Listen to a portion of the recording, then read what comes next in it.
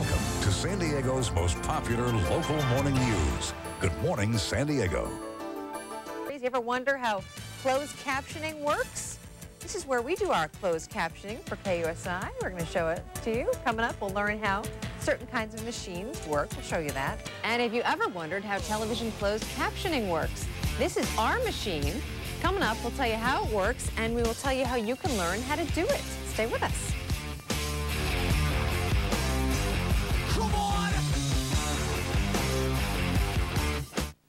Well, 28 million Americans suffer from hearing loss. Renee Cohen from Cal State San Marcos is here to show us how she helps thousands of hearing impaired San Diegans watch TV and do other things. Thanks for coming in this morning. Thank you. Appreciate it. Can you show, this is so interesting, show us this machine and tell us what it is. This is a steno machine, and I use this to help deaf and hard of hearing people have access to communication. I write on the machine, and at the same time I have a laptop next to me, and it displays all the text in English, much like the closed captioning that you see on television. So this is, you're originally a court reporter. That's right. So tell me how you kind of transferred that into helping the hearing impaired. Well, I started court reporting in 1980, and after about 15 years or so, I started learning about other opportunities.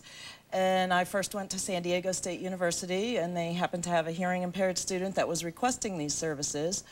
And then it just turned into a business, and I have many people working for me, and I work at mostly educational institutions around the county.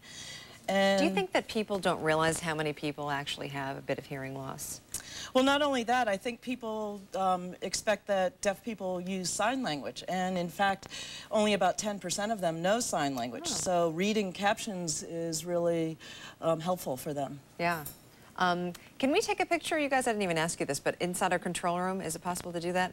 To show you. So this is, explain how ours works right now as you're showing it, how our system is. I actually had a quick talk with the captioner that works here at KUSI, and she uses voice recognition, which is primarily what I teach at Cal State San Marcos Extended Studies.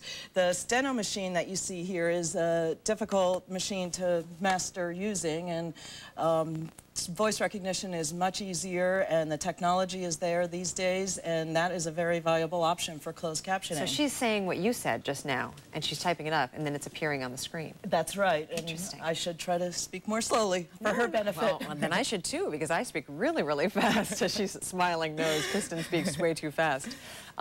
So tell me about how it helps out people, and just kind of a general perception of people. And like you were saying, people think that all folks who are deaf and hearing impaired know sign language. What are some other things to kind of raise awareness about folks who have hearing loss and hearing issues? Well, I think the FCC has now regulations in place, and also the ADA, the Americans with Disability Act, because they recognize the fact that everybody should have equal access to communication and other information. So being able to provide the real-time service does give the individual access immediately in real time. Is it hard? Is it, I mean, only certain people can learn how to do it and do it well? Is it easy? Well, in court reporting school, there's about a 90% attrition rate. So 90%. That's true. And so the people that do get out and work in the court reporting field are very talented and persevering types of characters. With the voice recognition, I find that many more people are able to excel at the skill. And now that the technology is there, and we have innovative campuses like Cal State San Marcos Extended Study willing to teach this, I think we're going to have a lot more people available to fill that niche. So of the 90% fail, so of that 10%, how long does it take you to get proficient? How long does it take you to get good? Well, learning the theory on the steno machine takes about 6 months. Let's hold it up again while you talk. Okay, sure. And I can give you more information about how it works, but basically you learn the theory, and then it's all speed building. So it's like practicing on an instrument, you know, musical instrument. Right. The more you practice, the better you get. And some people are, you know, do well with it, and some people practice and practice, and it's still very difficult. Is it a good job?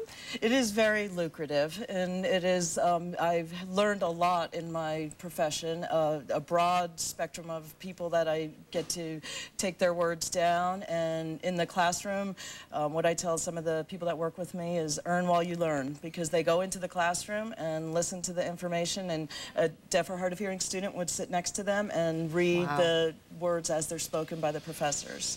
It's good. A lot of patience. Good for you guys. Excellent. All right. Thank you. You're Renee welcome. Cohen, not Cone. We have a Renee Cohen. Renee Right. Cohen. I'm not Yeah, going to do no the weather. relation. No, you're not? Okay. Excellent.